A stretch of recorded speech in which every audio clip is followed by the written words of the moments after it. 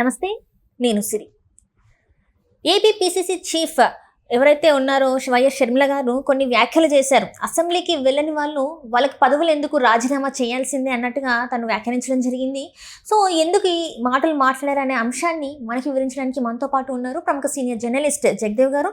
నమస్కారం సార్. నమస్తే సార్, ఇప్పుడు చూస్తుంటే షర్మిల గారు కొన్ని వ్యాఖ్యలు చేశారు. ఏంటంటే అసెంబ్లీకి వెళ్ళని వాళ్ళకి ఆ పదవులు ఎందుకు, ఏంటి రాజీనామా చేయాల్సిందే అని చెప్పేసి తను అనడం జరిగింది. మరి ఎవరిని ఉద్దేశించి ఈ మాటలు మాట్లాడారంటారు? ఇంకెవరిని ఏంటంటే ఖచ్చితంగా మన వైసీపీ అధినేత జగన్మోహన్ రెడ్డి గారి గురించి అవుతుంది. ఎందుకంటే ఈ మధ్యకాలంలో జగన్మోహన్ రెడ్డి గారు మరలా అసెంబ్లీ సమావేశాలకు వెళ్తారని ఒక వార్త, వెళ్ళరని ఒక వార్త ఇచ్చింది. నాకు తెలిసినంత వరకు ఆయన వెళ్ళకపోవచ్చు అని అనిపిస్తుంది. ఎందుకంటే ఆయన చెప్పే అంశం ఏముందంటే, జనరల్గా ఒక సాధారణ సభ్యుడు కూడా 2 నిమిషాలు టైం ఇస్తారు, నాకు అది కూడా ఇవ్వరు అని ఆయన చెప్తున్నారు. ఎందుకు అలా చెప్పాల్సి వస్తుంది? మరి గతంలో ప్రధాన ప్రతిపక్ష నేతగా ఉన్న చంద్రబాబు నాయుడుకి కూడా ఇవ్వలేదే మీరు? ఇప్పుడు మీ ప్రతిపక్షం హోదాలో కూడా లేరు, ఎందుకు ఇస్తారు? మీరు గతంలో బిహేవ్ చేసింది మీకు గుర్తుంది కాబట్టే ఇప్పుడు వెళ్ళడానికి మీరు జంకుతున్నారు, అంతే కదా? సో దాన్ని షర్మిల గారు సింపుల్గా చెప్పారు. ఎమ్మెల్యే అనేవాడు ప్రజా మేలుకు శ్రేయస్సు కోరే, ఆ నియోజకవర్గం శ్రేయస్సు కోరే ఒక ప్రజాప్రతినిధి. ఆ ప్రజాప్రతినిధి అనేవాడు ఎన్ని డక్కా ముక్కలు తిన్నా, ఎన్ని విమర్శలు వచ్చినా వెళ్ళాలి, ప్రజల తరపున పోరాడాలి కదా, అవునా? అలా ఉండడం వల్ల మీకు జనాల్లో ఎంత ఇమేజ్ వస్తుంది, అరే ఈయన వెళ్ళినా కూడా, ఈయనకి మైక్ ఇవ్వకపోయినా కూడా అలాగే కూర్చున్నాడు రా, అలాగే ఉన్నాడు ఈయన సమావేశాల్లో అని ఒక సానుభూతి అయితే వస్తుందిగా.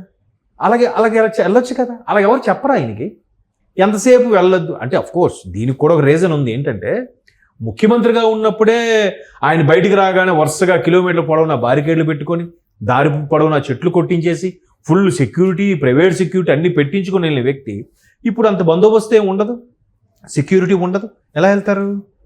ఇబ్బందే కదా. సో అదొక భయం. అవి అన్నీ చెప్పకుండా నేను వెళ్ళను, నాకు అసలు మాట్లాడడానికి కూడా హోదా ఎవరు అని మాట్లాడితే ఎంతవరకు కరెక్ట్? పైపెచ్చు అక్కడ స్పీకర్ స్థానంలో ఉన్నది గతంలో ఈయన ఏం మాట్లాడినా కౌంటర్లు వేస్తే ఒక గొప్ప నేత. సో అంటే నువ్వు మా ఇంటికి వచ్చావురా తల్లి, నేను నీకు ఏ విధంగా సాదరంగా ఆహ్వానించానో, ఎటువంటి మర్యాదలు చేశానో, నేను నీ ఇంటికి వచ్చినా నాకు అదే మర్యాదలు చేస్తావు, అంతేనా? నువ్వు నా ఇంటికి వచ్చాక నిన్ను అవమానపరిచిన తర్వాత నేను నీ ఇంటికి వస్తే ఖచ్చితంగా నేను అవమానిస్తావు కదా. అవమానించకపోయినా కనీసం దెప్పు పొడుస్తావు కదా, అన్ని పెట్టేయినా సరే. మరి ఆ భయం నీకుంది కాబట్టి నేను వెళ్ళట్లేదు. అలాంటి వాళ్ళు ఎందుకు రాజకీయాల్లో ఉండడం, రాజీనామా చేసి వచ్చు కదా అని షర్మిలమ్మ గారు. అండ్ మోర్ ఓవర్ షర్మిలమ్మ గారిలో మేము కనీసం మీడియా బయట ప్రెస్ మీట్ పెట్టిన రోజు జరిగే సమావేశాల గురించి ప్రశ్నిస్తామని అంది. ఒకప్పుడు ఇదే పవన్ కళ్యాణ్ గారు 2 చోట్ల ఓడిపోయినప్పుడు కూడా ఆయన ఇలాగే ధైర్యం చేసి ముందుకొచ్చి ప్రశ్నించారు, మాట్లాడారు. 2 చోట్ల ఓడిపోయారు. అంత మాత్రాన అయ్యో నేను ఓడిపోయానని చెప్పి ఇంటికే పరిమితం అయిపోలేదే, మొహం చాటేయలేదే. ఇప్పుడు ఈవిడు కూడా ఓడిపోయిన మొహం చాటేయలేదే. మరి ఆమెకుండే ధైర్యం, ఆమెకుండే రాజకీయ చతురత వీళ్ళకి లేదా అనిపిస్తుంది. అంటే ఇక్కడ ఒకటి సార్, కొంతమందిలో ఉన్న ఆలోచన అంటే అనుమానం ఏంటంటే, జగన్మోహన్ రెడ్డి గారు ఇంకా ఎవరైతే ఆ టైంలో ఉన్న మంత్రులు జస్ట్ వాళ్ళకు ఒక్కసారి పదవి వస్తే చాలు, అక్కడ ఏవేవైతే ఉన్నాయో అవి ఏదైతే ఉన్నాయో అవి తినేసి వాళ్ళ లైఫ్ని సెటిల్ చేసుకోవడానికే చేశారు. ఎందుకంటే ఇప్పుడు ఓడిపోయిన తర్వాత ఒకసారి కూడా ప్రజల పక్షాన మాట్లాడింది లేదు. వాళ్ళ సొంత స్వలాభం కోసం మాట్లాడుతున్నారు, వాళ్ళ వ్యక్తిగత జీవితం గురించి ఆలోచిస్తున్నారు. ఇప్పటికి కూడా ఆలోచించట్లేదు ప్రజల గురించి. సో ఇదంతా కూడా జస్ట్ అది దోచుకోవడానికి అన్నట్టు కూడా కొంతమంది మాట్లాడుతున్నారు. దీనికి ఏమంటారు? అమ్మ, క్లియర్ కట్ అర్థమవుతుంది ఏంటంటే, షర్మిలమ్మ గారిని, విజయమ్మ గారిని కూడా వాళ్ళు విడిచిపెట్టట్లేదు, సోకాల్డ్ నాయకులు కానీ వాళ్ళ సానుభూతి పనులు కానీ. తరువాత ఈవెన్ సరస్వతి ప్రాజెక్ట్ గురించి ఈయన ఓపెన్ పెట్టి, ఈయన ఆ గిఫ్ట్ డీడ్ క్యాన్సిల్ చేసుకోవాలి, ఈయన కోర్టుకి వెళ్దాం అనుకున్నామని పెద్ద మనిషి ఇదంతా కూడా పవన్ కళ్యాణ్ నడిపించారని ఆయన మీద నెట్టే ప్రయత్నం చేస్తున్నారు. ఎలా నమ్ముతారని. సో ఈయనకి కూడా చంద్రబాబు నాయుడు గారు చెప్పారా కోర్టుకి వెళ్ళమని? నేషనల్ కంపెనీ ట్రిబ్యునల్ లాకి చంద్రబాబు నాయుడు గారు చెప్పారా ఈయనకి? షర్మిలమ్మ గారు చంద్రబాబు నాయుడు గారు స్క్రిప్ట్ ఇచ్చారు, మాట్లాడని అనుకుందాం. మరి ఈయనకి కూడా సరస్వతి పవర్ మీద కేసు వేయమని చెప్పి చంద్రబాబు నాయుడు గారు ఈయనకి చెప్పారా? అది ఒప్పుకోండి. అది కూడా మరి ఎందుకు చంద్రబాబు నాయుడు గారు చెప్పారంటే ఇంక చంద్రబాబు నాయుడు చేతిలో మీరు కీళ్ళు బొమ్మను ఒప్పేసుకోండి, లేకపోతే ఆయన అండర్లోనే పనిచేసుకుంటున్నాను ఒప్పేసుకోండి. అంటే ఏదో మాట్లాడాలో మాట్లాడేస్తున్నారు కానీ ఇప్పుడు దాన్ని పవన్ కళ్యాణ్ గారి మీద తోస్తున్నారు. ప్రెస్ మీట్ చూసారో లేదో, పైగా గత 5 ఏళ్లలో జరిగినవి మర్చిపోయి ఇప్పుడు డీజీపీ గారు మీరు సరిగ్గా చేయట్లేదు, రేపు పొద్దున మీరు నెక్స్ట్ మా గవర్నమెంట్ వస్తుంది, మీరు ఎక్కడికి వెళ్ళినా విడిచిపెట్టాం, మీరు రిటైర్మెంట్ అయ్యి కూర్చున్నా కూడా మిమ్మల్ని వదలం, లాగుతాం అని చెప్తున్నారు. ఎవరు చేయమన్నారమ్మా? గత ప్రభుత్వంలో అవన్నీ ఆ కల్చర్ ఎవరు స్టార్ట్ చేశారు, ఇప్పుడు ఎవరు చేస్తున్నారు? నిజంగా వీళ్ళు అనుకునేలాగా ఉంటే ఏ పాటికి సగం జైలు ఫుల్ అయిపోయావుగా. ఎవరినైనా అరెస్ట్ చేశారా? బోరుగడ్డ అనిల్ గారు లాంటి వాళ్ళు తప్పితే ఎవరిని అరెస్ట్ చేశారు? ఏ నాయకులను అరెస్ట్ చేశారమ్మా? నిజంగా వీళ్ళు కక్ష సాధింపే అయితే, నిజంగా ఈయన అంటుండగా రెడ్ బుక్ రాజ్యాంగమే నడుస్తున్నట్టయితే ఈ పాటికి డిస్ట్రిక్ట్ స్థాయి లీడర్లు కూడా లోపలికి వెళ్ళిపోవాలి కదా. వెళ్ళలేదే.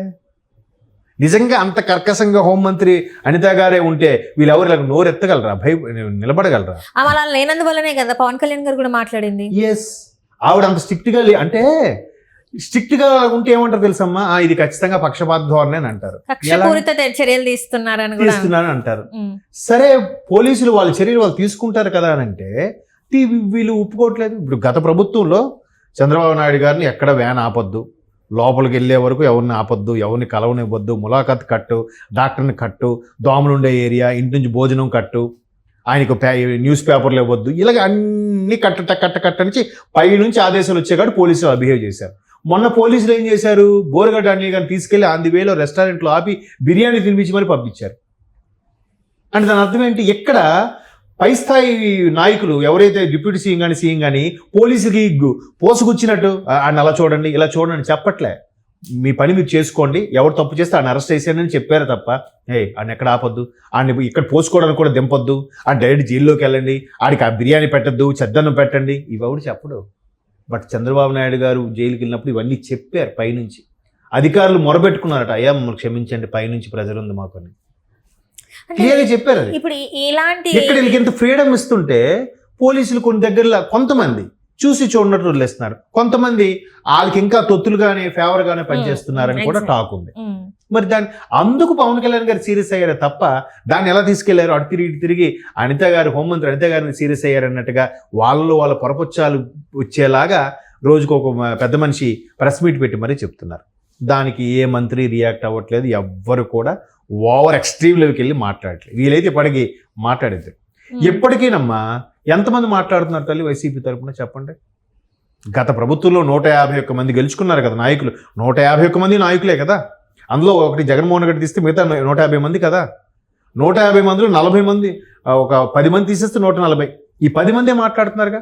పేర్ని గారు, కొడాలి గారు, అంబటి గారు, రోజా గారు, అమర్నాథ్ గారు, అనిల్ కుమార్ యాదవ్ గారు, ఇలా కొద్ది మందే కదా. మరి మిగతా 140 మంది ఏమయ్యారు? వాళ్ళు ఎందుకు మాట్లాడట్లేదు? ఎందుకు దూరంగా జరగాలనుకుంటున్నారు? క్లియర్ కట్ కదమ్మా. ఇవన్నీ చేసి మర్చిపోయి రాష్ట్రంలో లా అండ్ ఆర్డర్ ఉందా లేదా అని అడుగుతున్నా. అసలు ఎంత దారుణంగా ఉందేంటి? పోలీసు డీజీపీ కూడా టీడీపీ కార్యకర్తలా పనిచేస్తున్నారని ఏవో చెప్తున్నారు. ఇంకా వాళ్ళు అలా మాట్లాడుతుంటే మర్చిపోయారా అప్పుడే వీళ్ళు? అంటే జస్ట్ 4 నెలల కింద జరిగింది మర్చిపోయారా? అంటే మనల్ని ఎవరు అబ్జర్వ్ చేయట్లేదు అనుకుంటున్నారా? అలా అనుకునే ఇంకా మేము నెక్స్ట్ 30 ఏళ్ళు అన్నే సీఎం ఉంటాడని బాయిలో బతికేశారా? మరి ఎందుకు అంత ఓటింగ్ పర్సంటేజ్ పెరిగింది? 92% ఓటింగ్ ఎప్పుడైనా వచ్చిందా? సో ఇవన్నీ గమనిస్తున్నారు కాబట్టి షర్మిలాకు మరి సింపుల్గా సీరియస్గా ఒకటే చెప్పారు, మీరు గెలుచుకున్నారు, ప్రజల పక్షాన్ని నిలబడాలి, వెళ్ళండి. మీకు మొత్తం 10-15 రోజులైన సమావేశాల్లో చివరి రోజు ఒక్కరోజు ఇవ్వబోతారా? ఆ ఒక్క రోజుని మీరు 2 నిమిషాలు మాట్లాడండి ప్రజల కోసం. అరే అన్న మన కోసం మాట్లాడారా అనే ఆదరణ మీకు లభిస్తుంది కదా.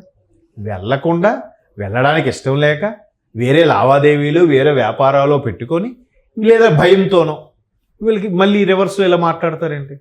దాన్ని కూడా ఎంత బూచిలా చూపిస్తారేంటి? Right sir, right. Thank you so much. Thanks.